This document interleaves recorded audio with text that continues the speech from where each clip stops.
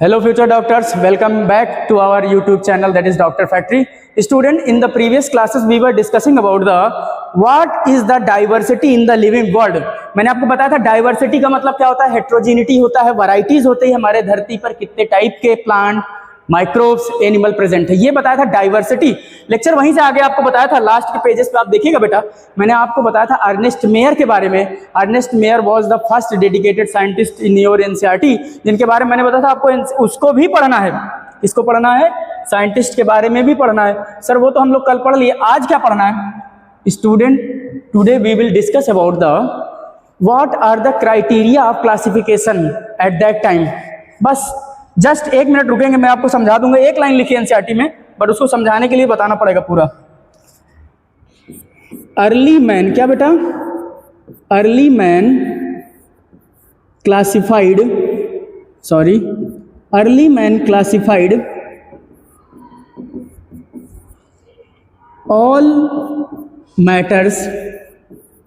all matters on earth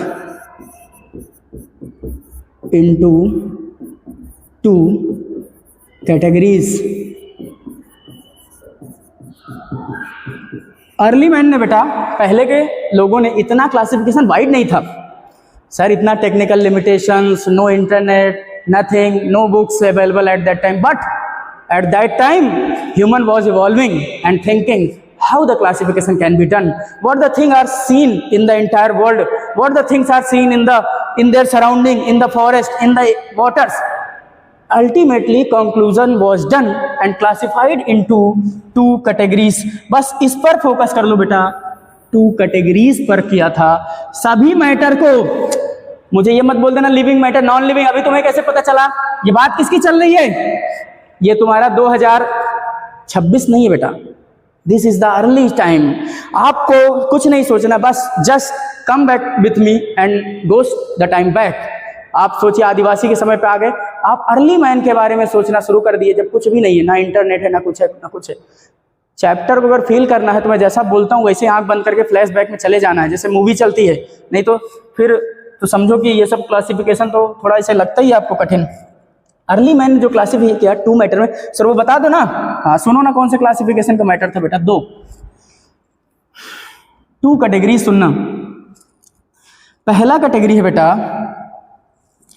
animate. Sir यही कठिन कर दिया, एनिमेट लिख दिया, कोई बात नहीं बेटा। दूसरा सुनना, एनिमेट को ही बोलते हैं बेटा लिविंग। ये तो सर पता था, यही लिख देते। नहीं बेटा, किताब में एनिमेट लिखा है, पेपर में एनिमेट छाप देगा, मतलब ढूंढते रहोगे, तुम्हें पता है फिर भी सवाल गलत हो जाएगा। लिविंग, सर कुछ और बता दो ना बेटा। इसी लिविंग को हम बोलते हैं बायोटिक। और कल मैंने तुम्हें क्या सिखाया था?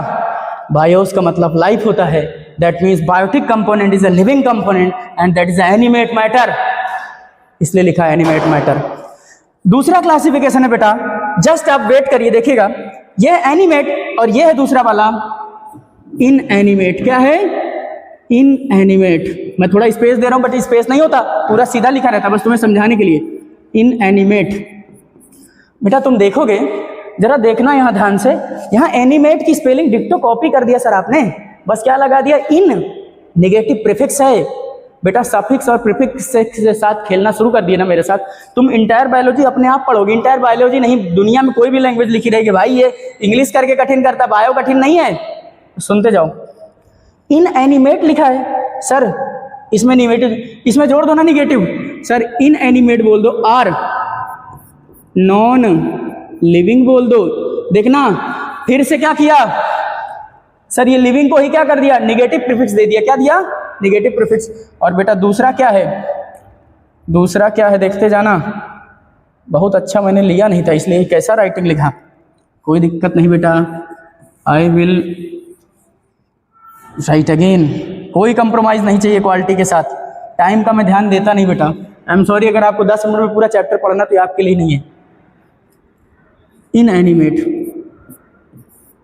इन एनिमेट बेटा गैप लगाया था, मैंने बताया था क्यों लगाया था, अभी वो हटा दिया। इन एनिमेट इसी को बोलते हैं बेटा आर। यहाँ पे लिविंग देखो बेटा, अपोजिट कर दो नॉन लिविंग। और सर एक चीज और सुनो, बायोटिक के अगेन पे आपने लगा दिया ए बायोटिक। तीन नाम इसके, तीन नाम इसके, दोनों एक ही बात है, कुछ भी नहीं सुनना। एनिमेट में इनएनिमेट, नॉन लिविंग है, लिविंग अपोजिट कर दिया, नॉन लिविंग है। बायोटिक को ही बेटा A is the negative prefix, क्या होता है बेटा ये, A is the negative prefix. Bios का मतलब लाइफ है, अगर कोई लिविंग कंपोनेंट है उसमें नेगेटिव जोड़ दी तो बायोटिक हो गया ना। वैसे ये इतना समझाने का केस नहीं था, बट अगर कोई ये भी नहीं जान रहा है, जीरो से हीरो तक जाने की बात है ना बेटा, इसलिए कोई जिसको आ रहा है वो थोड़ा स्पीड करके पढ़े। एनिमेट बता दिया, इनएनिमेट, इसी में दो क्लासिफिकेशन था, कौन सा ऑर्गेनिज्म लिविंग है और कौन सा ऑर्गेनिज्म नॉन लिविंग है। यही बात बेटा अर्ली मैन ने क्लासिफाई किया। सर ये कहाँ लिखा है, इंट्रोडक्शन के बताया था, यूनिट वाले पेज पे आप पढ़ेंगे पहली लाइन, जहां मैंने आपको बताया था what is the definition of the diversity, what is the definition of biology. बेटा आप प्रीवियस लेक्चर याद करो तो मैंने आपको बताया है what is biology, what is the evolutionary biology in chapter evolution, what is unit 3 में बताया था आपको what is reductionist biology, physicochemical approach to study and understand living organism is called the, भूल गए तुम, रिडक्शनिस्ट बायोलॉजी। और यही NEET 2025 का सवाल है, क्यों ना पढ़ाऊं सर यूनिट से, सवाल किसी भी टाइम कुछ भी पूछ सकता है और कहते हो 2025 का पेपर कठिन है। भाई कुछ कठिन नहीं था, बस उसने ऐसे एरिया को हिट किया जो आप नोटिस नहीं करते। लेकिन यहाँ पे ऐसा कुछ नहीं होगा, 10 दिन लेक्चर चले, 15 दिन चले, लेकिन मुझे पढ़ाना कंप्लीट, बाउंडेशन नहीं होता मेरे टाइम में, ना ऑफलाइन क्लास में ना बेटा यहाँ पे। अर्ली मैन ने क्लासिफाई किया अर्थ को, इसमें ये रहा। सर एग्जाम्पल बता दो ना, ठीक है बेटा, ये तो तुम्हें पता है, एग्जाम्पल बता दे रहा हूँ। बायोटिक के एग्जाम्पल है बेटा, धरती पर क्या, धरती पर बेटा 3 ही कैटेगरी है जो लिविंग है। कितने करोड़ों की तो ह्यूमन पॉपुलेशन है, कितना प्लांट्स है, कितना एनिमल, 3 बता रहे हो आप सर, ये कैसी बातें कर रहे हो। अभी सुनना, पहला एनिमल्स, दूसरा प्लांट्स, तीसरा माइक्रोब्स, चौथा बेटा तुम ला के बता देना, गिनीज बुक में आपका नाम रहेगा लिविंग में। एनिमेट्स में पहला लिविंग में बता रहा हूँ बेटा, एनिमल्स हैं, प्लांट्स हैं, माइक्रोब्स, इसके अलावा चौथा कुछ नहीं होता बेटा। क्यों, ह्यूमन कहाँ गया सर, उसको भी रख लो ना बेटा। Human comes under the category of the animals, that is humans are civilised animal. बस यही अंतर हो गया, हम लोग कपड़ा पहनने लगे, थोड़ा पढ़ लिख लिए सिविलाइज, लेकिन हम लोग हैं एनिमल। ऐसा देखो ना, आप क्या पढ़ते हो, प्लांट फिजियोलॉजी, फिर क्या पढ़ते हो, एनिमल फिजियोलॉजी, और उसमें ह्यूमन फिजियोलॉजी होती है भाई। तो humans come under the category of animals, तो एनिमल्स, प्लांट्स, माइक्रोब्स, यही 3 लिविंग होते बेटा। अब कितने वैरायटी होते हैं, कितने हेट्रोजेनिटी है, ये तो तुम्हें पढ़ना है ना। चलिए नेक्स्ट। सर इसमें बहुत सारे हैं एबायोटिक, गिनाते मत बैठो, बट जो एनसीईआरटी में लिखा है वो मैं लिख दे रहा हूँ। विंड, सी, फायर, क्या बेटा, विंड, सी, फायर, विंड, सी, फायर, ये बेटा आपकी किताब में पहले पेज में लिखा। आप लोग पेज पलटिए, किताब को सामने रखिए, हाइलाइटर रखिए, कल बताया था, दोनों एनसीईआरटी रखिए, पीवाईक्यू रखिए, सब कुछ एंजॉय करके पढ़िए। लिखना है तो लिख सकते हैं, बाकी सब ऐसे ही याद करा दूंगा दिमाग से। चल रहा है तो बेटा ये सब एनिमेट, इनएनिमेट, ये सब मैंने आपको बता दिया कि कैसे क्या क्लासिफिकेशन होता है। अगली बात पढ़ेंगे बेटा हम लोग इसमें। बेटा कल मैंने आपको एक दो रिवीजन कराया था, मतलब बताया था लास्ट में भी जाते जाते, कि डार्विन ऑफ 20th सेंचुरी बोलते हैं अर्नेस्ट मेयर को, उन्होंने क्या क्या रिसर्चेस में कंट्रीब्यूशन किया वो बताया था। फिर मैंने आपको बताया था कि उनको टाइटल क्या मिला था, अलेक्जेंडर अगेसाइज ऑफ प्रोफेसर जूलॉजी एमराइटस। फिर उन्होंने वर्क किया था ऑर्निथोलॉजी, टैक्सोनॉमी, जू geography, history and philosophy of zoology, evolution, taxonomy, ये सब बताया था। लेकिन आपको एक चीज़ नहीं याद हुई होगी, बस 2 पॉइंट में फिर से रिवाइज करा रहा हूँ, क्योंकि मुझे ऐसा लगा कल कि इसमें मुझे थोड़ा और बताना चाहिए, जबकि मैंने कंप्लीट बताया था। उसके बाद मैंने आपको बताया था कि बायोलॉजिकल स्पीसीज की डेफिनेशन दिया था, बायोलॉजिकल स्पीसीज की क्या डेफिनेशन होती है, म्यूल कैसा बनता है, हिनी कैसा बनता है, लाइगर कैसा बनता है, टाइगॉन कैसा बनता है, ये आप प्रीवियस लेक्चर बेटा देखेंगे, वहाँ मिल जाएगा, बहुत अच्छे से एक्सप्लेन किया। फिर मैंने आपको ट्रिपल क्राउन ऑफ बायोलॉजी बताई थी, बाल्जन प्राइज 1983, क्राफूड प्राइज 1999 सेकंड नंबर पे था, इंटरनेशनल प्राइज फॉर बायोलॉजी, जीवाई को बना दो 94, पहला बी में बना दो 83, और लास्ट वाला बेटा जो था आपका क्राफूड, उसमें 99 में बना दो तो 99। ये डेट भी नहीं याद करना, अगर ऐसा नहीं समझ में आया पीछे लेक्चर में देखेंगे, सब मिल जाएगा। 2 चीज़ें सर आप क्या बताने वाले हो सुनो, ये टॉपिक हो गया बेटा। अभी अगला टॉपिक जाने से पहले मैं प्रीवियस लेक्चर में थोड़ा सा आपको एक चीज़ बताने वाला हूँ बेटा। इन्हें कहा जाता था क्या, Darwin of 20th century. Sir मुझे कभी कभी ये नहीं फील होता है कि डार्विन को इसका 20th सेंचुरी बोला है तो क्या डेट याद करूं मैं, क्या ईयर याद करूं? 20th सेंचुरी फील नहीं होता। 19th सेंचुरी, 21 सेंचुरी, 22 आएगी, इधर 17, 18, 15, ये क्या सेंचुरी क्या होता है? फील नहीं होता ना। अगर लिख दे मिड 20th सेंचुरी, कौन सा एज, कौन सा डेट लिखा रहेगा किताब में? मिड 20th सेंचुरी, और पेपर में आएगा लिखा रहेगा 1950, 2050, 1850। क्या सोचोगे? आज सीख लो इसको, आज के बाद नहीं, आराम से। बेटा ये लिखा है 20th सेंचुरी, ठीक है सर, यहाँ पे लिखना आप 20 लिख लिया, ठीक, 20 लिखा, जो भी सेंचुरी लिखा उसका नंबर लिख लिया। बेटा सेंचुरी का मतलब होता है 100। क्रिकेट के शौकीन है, आप जानते होंगे, शतक मारा, सेंचुरी मारा, हाफ सेंचुरी, 50 रन। आपको पता है सेंचुरी का मतलब? सर 100 होता है, 100 से मल्टीप्लाई कर दो सर, इसमें 100 से करूँगा बेटा तो 2 जीरो ऐड हो जाएगा, हो गया 2000। बेटा 100 साल पीछे आ जाओ सर, 1900 आएगा। बस बेटा एक साल आगे जाके 1901 से लेकर जो 2000 तक का टाइम होगा, टाइम पीरियड, उसको हम बोलेंगे बेटा ये time period is the 20th century. अब कौन सा सेंचुरी चल रहा है बेटा? 21st सेंचुरी चल रहा है। प्रूव करते हैं। 21st के आगे क्या लिखना है आपको? 100 लिख दिया सर, इससे 100 पीछे आए, 2000 आया, 2000 यहाँ इंक्लूडेड है, इसलिए कहता है एक आगे बढ़ जाओ बेटा। 2001 से लेकर 2100 तक का जो समय है, इसको हम बोलेंगे this is the 21st century. और बेटा 2026 इसके बीच में आएगा, 1 2 3 26।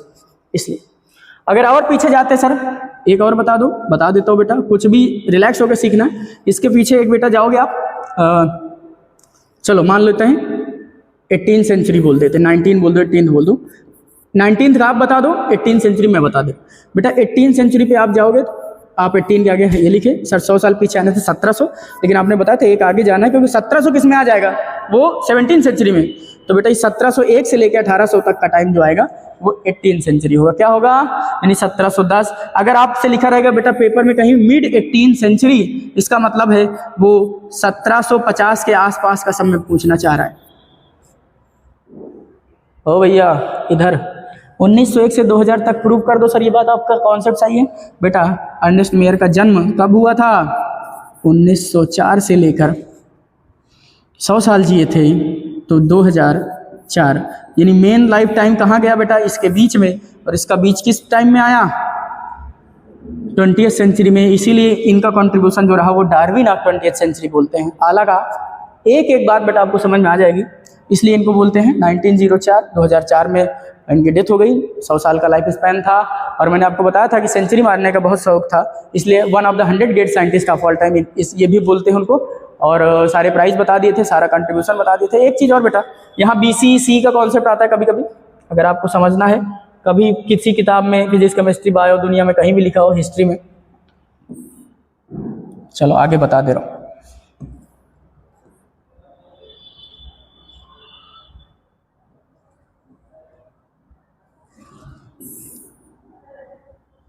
बेटा इसको कैसे BCC सब डिसाइन करते हैं।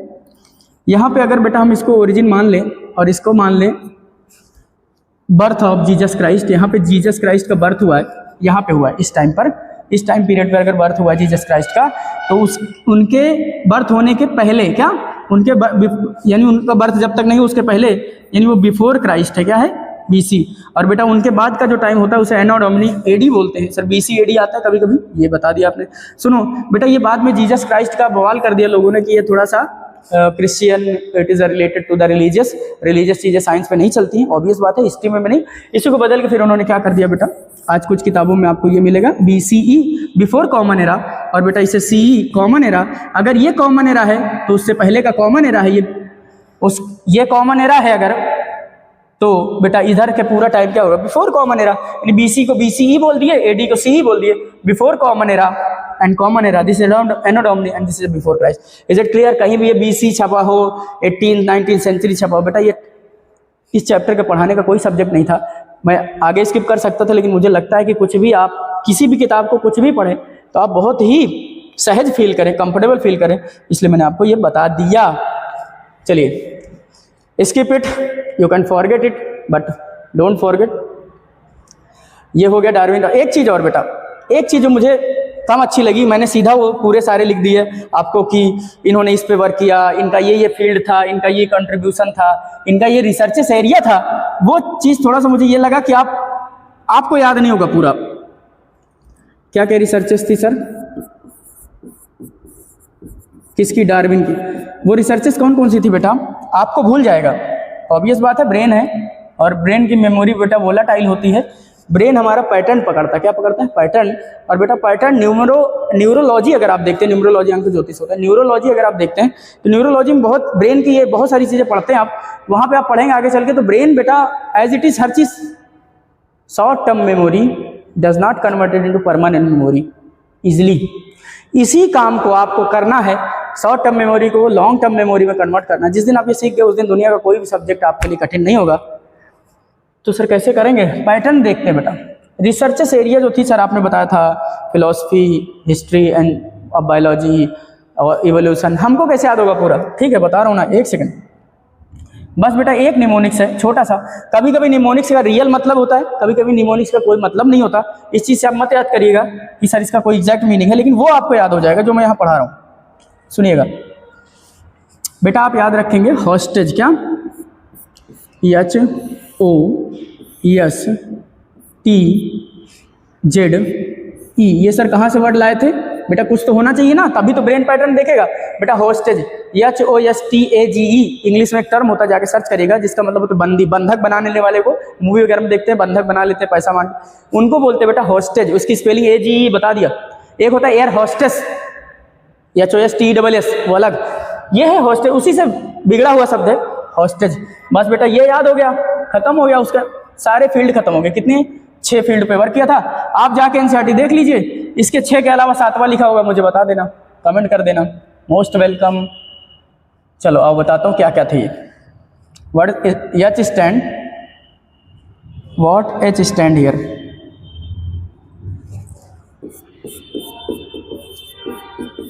हिस्ट्री एंड फिलॉसफी,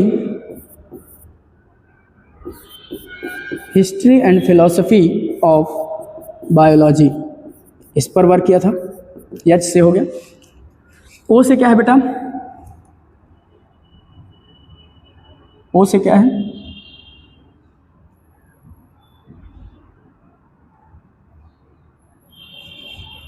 ओवरलैप करेगा, इसलिए एरो पहले नहीं बना रहा था सर। ये तो ठीक है, ये था बेटा ऑर्निथोलॉजी, स्टडी ऑफ बर्ड, इस पर भी वर्क किया था सर। उसके बाद बता दो, यस से नहीं बता पाओगे बेटा। यस से होता है सिस्टमैटिक्स। क्या? सिस्टमैटिक्स। सर T से क्या था बेटा? T से था बेटा टैक्सोनॉमी। क्या था? टैक्सोनॉमी। Z से क्या था बेटा? याद करो, हमारा ज्योग्राफी का बहुत अच्छा रिश्ता है, इसलिए बोलते हैं बेटा जू जियोग्राफी। क्या नाम था? जू जियोग्राफी। ठीक है ना? लास्ट वाला बेटा वो एरो गड़बड़ है, आप बस इधर फोकस कर लो। E for evolution. इवोल्यूशन मैं ऐसे शॉर्ट में लिखता हूँ पर लिख दे रहा हूँ आज, evolution. These are the field of researches area by the understand history and philosophy of biology, ornithology, systematics, taxonomy, zoogeography, evolution. एक भी नहीं छूटा भाई, हॉस्टेज खत्म करो। इसमें से कुछ भी पूछा जाएगा, which of the following is not contributed area, इनमें से जो नहीं होगा वो टिक कर देंगे। विच ऑफ द फॉलोइंग पूछेगा तो ऑल ऑफ दीज का ऑप्शन होगा, या जो भी होगा इसमें देख लेना, हॉस्टेज वर्ड में मैच करना चाहिए। और 6 रिसर्चेस फील्ड एरिया थी। उसके बाद मैंने आपको सारी बातें बेटा बता दी थी। इवन ये भी बता दिया था कि आपको वो नहीं याद करना है बी, यहाँ पे उसको भी डेट भी नहीं याद करनी है। कैसे बताया था? बालजन प्राइज B से 1983 कर देना। फिर बायोलॉजी इंटरनेशनल YGY है, ये 1994 है। और बेटा लास्ट में बताया था क्राफूड O आता था, इसको 9 बना दिया था तो 99 हो गया था। प्रीवियस लेक्चर में देख सकते हैं, जाने दो। चलो आ जाओ, ये हो गया सर। अभी बेटा मुझे ये थोड़ा सा पता चल गया कि सर पहले अर्ली मैन क्लासिफिकेशन किस में करते थे? इसमें बेटा एनिमेट, इनएनिमेट।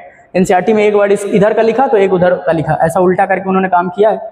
बट आप इनएनिमेट लिखा तो उसके लिए मैंने अपोजिट दोनों बातें लिख दी। फिर मैंने आपको समझा दिया 20th सेंचुरी में सेंचुरी का मतलब फीलिंग कैसा आता है, जीसस क्राइस्ट, बिफोर क्राइस्ट, ये बता दिया, रिसर्चेस एरिया कल के लेक्चर में। अब मैं बेटा आपको बताने वाला हूँ कि जो आपके अभी ये कहाँ चल रहा है बेटा, अभी चैप्टर भी स्टार्ट नहीं हुआ, ये आपके डाइवर्सिटी वाले जो टॉपिक्स हैं उसमें सबसे पहला जो पेज छपा हुआ है आपका यूनिट वाला, उसी पे है। यूनिट 1 में बात करें, अभी चैप्टर के अंदर नहीं एंट्री मारे हम लोग, कोई बात नहीं, पढ़ेंगे, हर चीज़ पढ़ेंगे बड़े आराम से, तसल्ली से। मुझे कोई जल्दी नहीं है, तो आपको क्यों जल्दी है? क्वालिटी चाहिए कि क्वांटिटी चाहिए, आप डिसाइड करो बेटा। अब हम पढ़ने वाले हैं हॉरिजॉन्टल एंड वर्टिकल सिमिलैरिटीज। ये भी वर्ड वहीं लिखा हुआ है, क्या बताया बेटा? Horizontal and vertical similarities, horizontal and vertical similarities.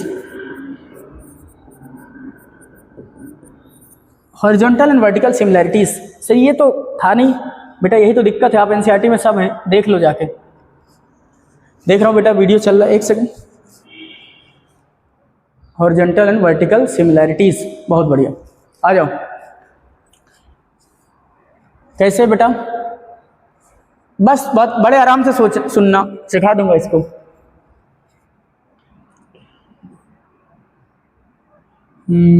हरे से बनाते, चल। ये क्या है सर? गोला, देखते जाओ क्या है।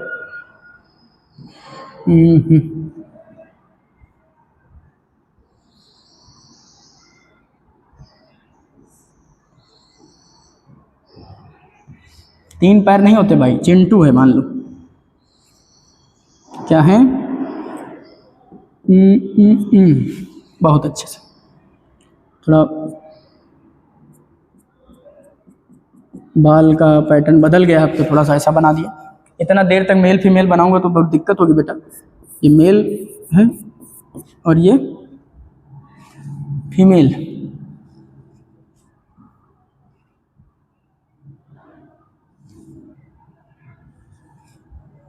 होते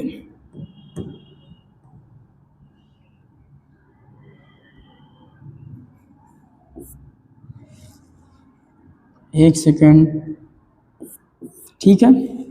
चल अभी दूसरा बनाता हूँ। ये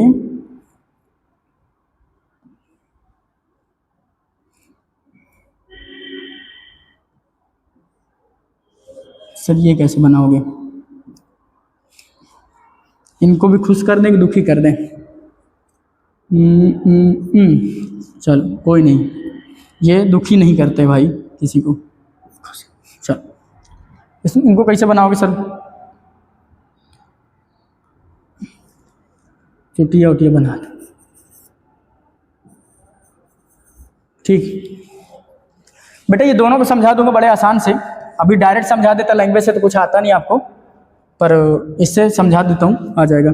मेल फीमेल बेटा आफ्टर मैरिज, अलग अलग में मैरिज हुआ, उसके बाद बेटा इनके क्या हुए बेटा? संतान हुए। They have a daughter and son. इनके दोनों के डॉटर और सन हुए। कौन कौन से? 2 बच्चे हैं बेटा। अपने से बना दे रहे हो यार, इतना टाइम। एक ये है चिंटू और एक इधर है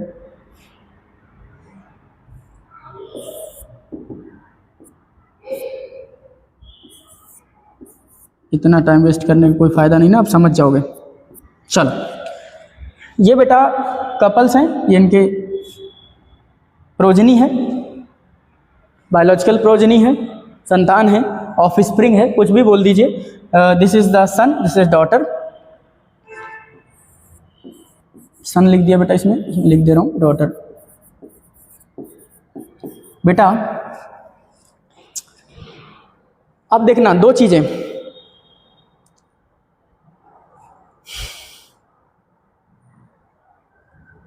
बच्चे अपने पेरेंट्स से कितना सिमिलर हैं?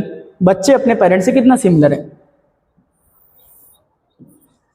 ये कितनी सिमिलैरिटीज है? ये बेटा जनरेशन 1 है, दिस इज जनरेशन 2। इसके हिसाब से सिमिलैरिटीज बिटवीन जनरेशन है, क्या है? सिमिलैरिटीज बिटवीन टू जनरेशन, एक generation generation 1, this is generation 2, similarities between two generation. ठीक है। और बेटा ये दोनों आपस में, आपको पता है सगे भाई बहन हैं, तो क्या इनके आपस में सिमिलैरिटीज नहीं होगी? सर होगी। ये आपस में सिमिलर होंगे, क्या होंगे? ये दोनों आपस में सिमिलर होंगे, सिमिलर एमंग सेम जनरेशन। क्या? Similar, similarities between two generation, similarities between same generation. लिख रहा हूं यहां, similarities between, similarities between same generation, between sibling, among sibling लिखा रहता है भाई, इतना समझ लो, आपस में जुड़वा भाई बहन हुए तो बहुत अच्छा, सिबलिंग नहीं हो तो भी कुछ similarities, similarities between same generation. अब देखो तुम खुद ही समझ गए सब। इधर सर सिमिलैरिटीज बिटवीन सेम, ये लाइन बेटा कैसी है? हॉरिजॉन्टल है कि वर्टिकल? और ये लाइन बच्चों के प्रति कैसे बनेगी? माँ बाप से यहां अंदर, ये सब बेटा ये वर्टिकल सिमिलैरिटीज है। देखो ऐसा बनेगा, पेरेंट्स से बच्चे हुए, तो ये कैसा बना है लाइन? वर्टिकल सिमिलैरिटी से। कैसी है? वर्टिकल। और ये कैसी लाइन है बेटा? हॉरिजॉन्टल। तो ये हॉरिजॉन्टल सिमिलैरिटीज है and this is the vertical similarities. खत्म हो गया, बड़े आराम से सीख गए आप बेटा। देखो ये लाइन कैसी है दोनों भाई बहन में? हॉरिजॉन्टल। तो सिमिलैरिटीज बिटवीन सेम जनरेशन को क्या बोलते हैं? Horizontal. And similarities between two generation, generation 1 generation 2 is called the vertical similarities. तो पहला वाला क्या है बेटा? ये कौन सा केस है? ये केस कौन सा है? ये है बेटा हॉरिजॉन्टल, पहला नंबर है ना, वहां पे डाल दे रहा हूं पहला। ये कौन सा है? ये वाला देखना, ये आपस में भाई बहन जो सिमिलर होते हैं उनको बोलते हैं हम हॉरिजॉन्टल सिमिलैरिटी से। क्या है? Horizontal similarities. और बेटा लिख लेना पूरा। और ये कैसा है?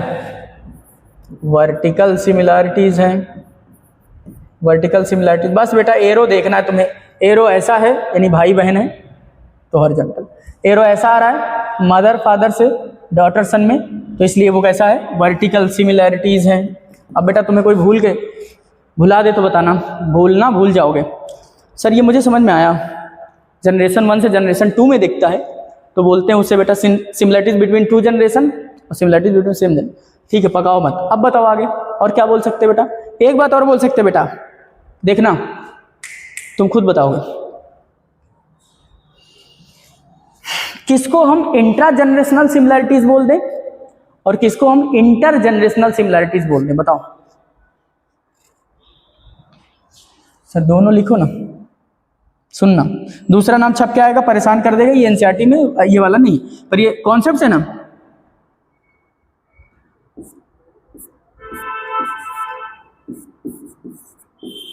इंट्रा जनरेशनल सिमिलैरिटीज, और इसको बोलते बेटा, इसको क्यों बोलते हैं आप? क्यों आप पता थोड़ी आपको अभी। चलो इंटर जनरेशनल, क्या? Inter generational similarities. बेटा एक चीज सुनना, वर्टिकल हॉरिजॉन्टल की जगह ये वर्ड बोलेगा ना तो फंसा देगा तुम्हें, कोई दिक्कत वाली बात है। सर मुझे पता है, आप बताए। इंट्रा का मतलब होता है विद इन। क्या? विद इन, एक ही जनरेशन में विद इन जनरेशन इंट्रा होता है, और इंटर का मतलब होता है इन बिटवीन। क्या होता है? In between. बायोलॉजी नहीं, दुनिया में कोई भी शब्द हो, इंटर इंट्रा, इंट्रा का मतलब विद इन होता है उसी में, और बेटा इंटर माने इन बिटवीन होता है। इसीलिए कहा जाता है कि इंट्रा जनरेशनल सिमिलैरिटीज क्या होती हैं? इंट्रा जनरेशनल सिमिलैरिटीज होती हैं।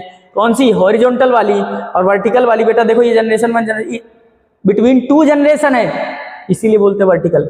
ये क्या है? Same generation, with in same generation में है, इसलिए इसको क्या बोलते हैं? Intra generational. तो हॉरिजॉन्टल इंट्रा जनरेशनल और वर्टिकल इंटर जनरेशनल। तो दूसरा नाम पूछेगा फंसा देगा, पहला वाला एनसीईआरटी में, इसलिए मैंने एरो बना दे रहा हूं, इसी का सेम नाम है और इसका ये सेम नाम है और मैंने तुम्हें सिखा दिया बेटा, आप क्या सीखोगे बैक करके एक बार देख लो अगर नहीं आ रहा तो। सर ये कौन रिस्पॉन्सिबल होते हैं बेटा, अगर पेरेंट्स ऑफ स्प्रिंग में जो सिमिलरिटीज आ रही उसके लिए जिम्मेदार है आपका इनहेरिटेंस। क्या होता है इनहेरिटेंस, जेनेटिक्स में पढ़ाऊंगा, डिटेल्स में पढ़ाता हूँ कि the process of transfer of character from parents to progeny is called the inheritance, that is the basis for the heredity. Heredity क्या होती है, वो भी वही है, सिमिलर है, बस थोड़ा सा टर्म अलग है, वहाँ पढ़ाऊंगा, नहीं खींच दिया लेक्चर तो बहुत इसी में खत्म हो जाएगा।